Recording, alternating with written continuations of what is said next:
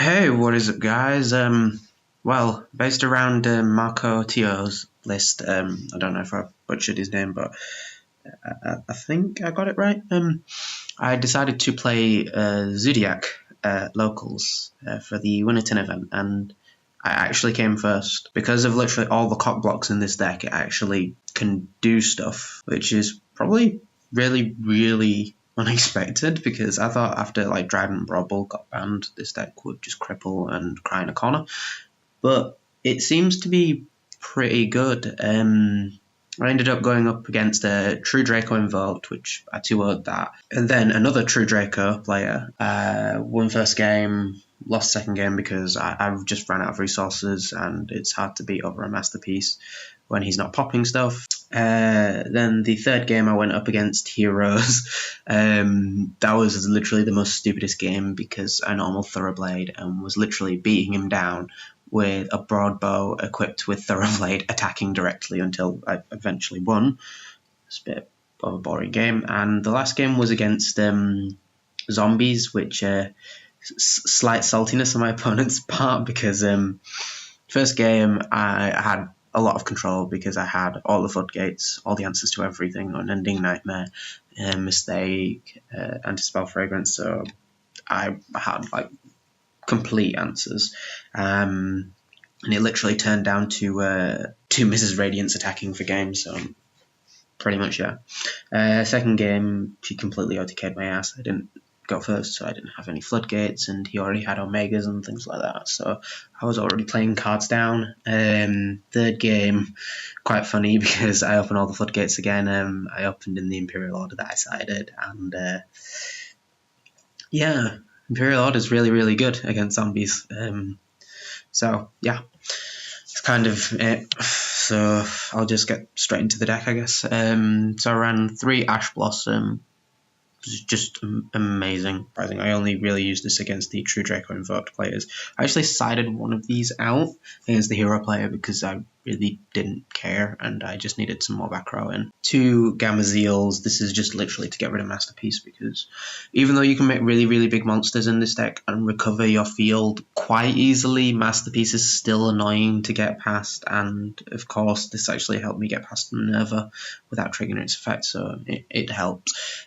Double Ghost Ogre, I wanted to put 3 in, except I didn't want to increase the card count of the deck by that many. Double Ram, unlike Marco's list that I believe ran 3, I preferred running 2 because it's a good card to bring back so you can do the Hammer-Con combo against a True Draco so you live a little bit longer. But besides that, I didn't really use it for that much. I only used it to make Chakanine, and then Chakanine brings it back, so I have a free monster, but I didn't particularly want to run 3, and after testing, the third really wouldn't have come up that often. It probably would come up. I think it came up 1 game, but that was really it, so oh well. 1 Rapier, I know it's at 1 and its second effect's useless, but its first effect for sending stuff like Ram or combo to the grave actually helps a lot, just considering this deck has a massive problem with extra deck resources because you constantly go through your Chakanines to the point where you wish you could actually run 5 of them, but since you can't, you kind of have to send combo to put all your stuff back, because this is literally a resource deck. Once you've run out of all your zoos, you just lose.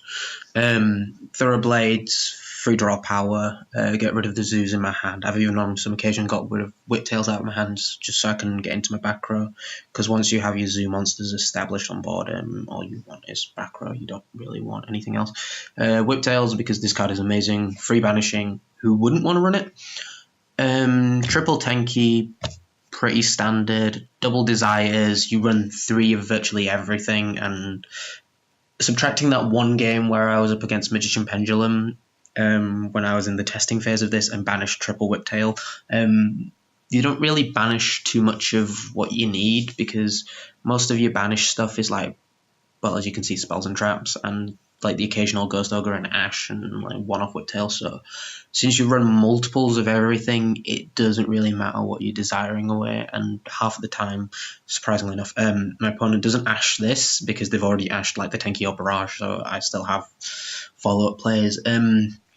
Double scapegoat. I preferred running 2 over 1 for the same reason of for like the desires count thing, where if I only run 1, I have a higher chance of banishing it. But if I run 2, I can make Mrs. Radiance, and I also have follow-up plays. And if I don't have monsters, it just saves my ass. Triple barrage. Surprisingly enough, unlike usual, where you hit the barrage with barrage's effect 2, then search and do all your nice shit. I use barrage to mainly pop like tankies or other face-up cards, like the continuous cards that are cop blocking me, basically.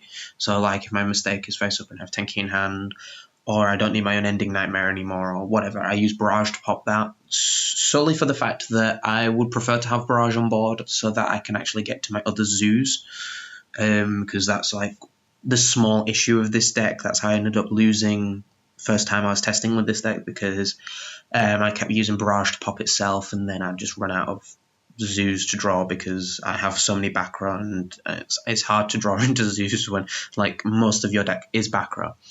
Double anti-spell. It doesn't really conflict with my spells at all, because I usually activate anti-spell, of course. I go first, do my nice lovely shit, activate anti-spell, slows down the game a lot for my opponent, and since I've already got a pre-established board, it's amazing, and against Magician Pendulum, even more amazing, because they just can't play. Bottomless, this is, again, same thing, Pendulum, and also Masterpiece deck, because lately I found that when people make Masterpiece, it's not making it immune to traps, so it's even against this, they still don't make it immune to traps, but they only have like 4 ways of tributing during my turn to disrupt my plays. So Masterpiece generally, what I found, is not immune to traps, so this actually helps against it. 2 Heavy Dust Storms. I prefer running this over Cosmic Cyclone because it pops stuff. It pops more stuff during my opponent's turn, and it's a free Twin Twister, basically. If I could run Twin Twister because I had the hand discard outlets, I'd run it, but unfortunately, you kind of need your hand. 1 mistake. I probably run this at 2, but I only own 1 mistake, so that's kind of like the sad part. 1 Ring of Destruction. This is only because Broadbow combos in this deck can make Broadbow end up attacking for something like 4k direct, so if you can Ring of Destruction your opponent and get them down even lower, then you can end up OTKing them really, really easily. Double Strike, never really needed the 3rd, but sometimes I did consider putting the 3rd in, but I don't want the deck to have too many traps in or back row, because this is not Paleo.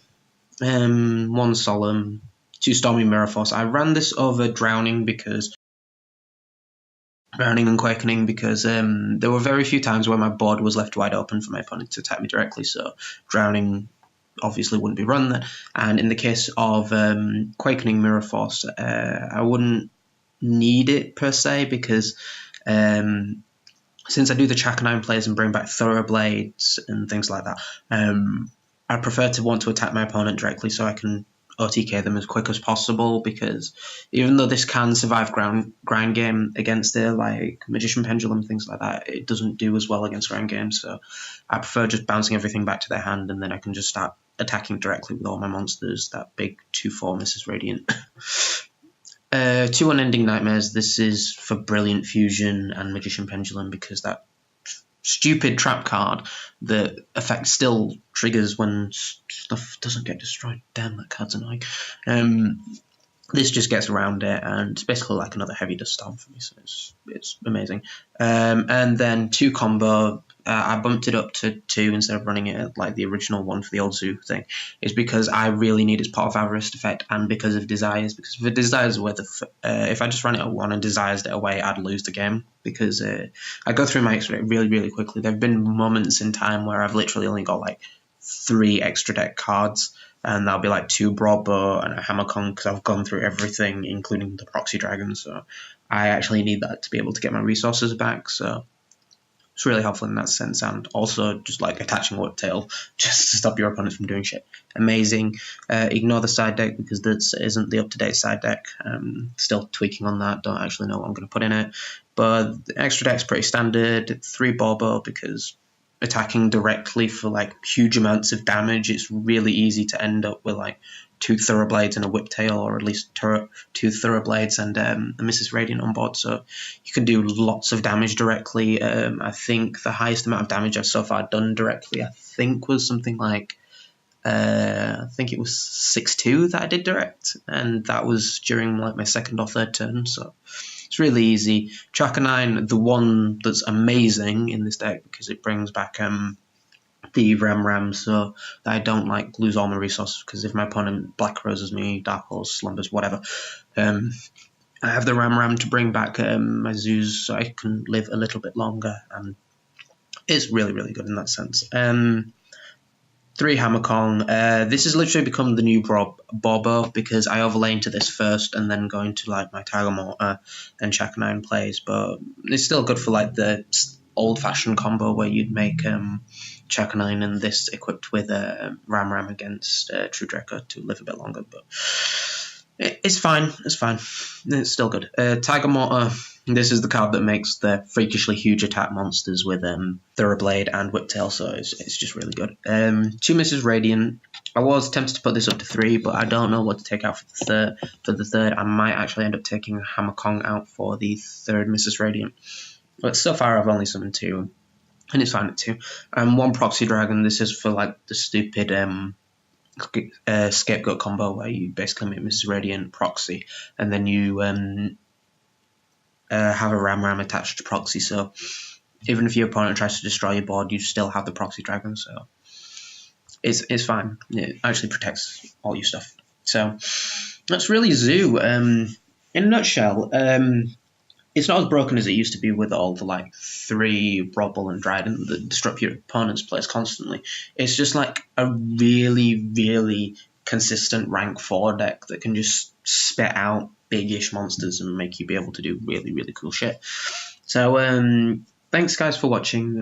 Don't forget to like, comment and subscribe as always, and I may be putting up a video later this week of me actually playing this on Dueling Book, because this is the only software that I currently have on my computer that's got the link format, so bear with me when I use the Tiger Mortar effects because it will take a while. So I'll be signing out now. Peace.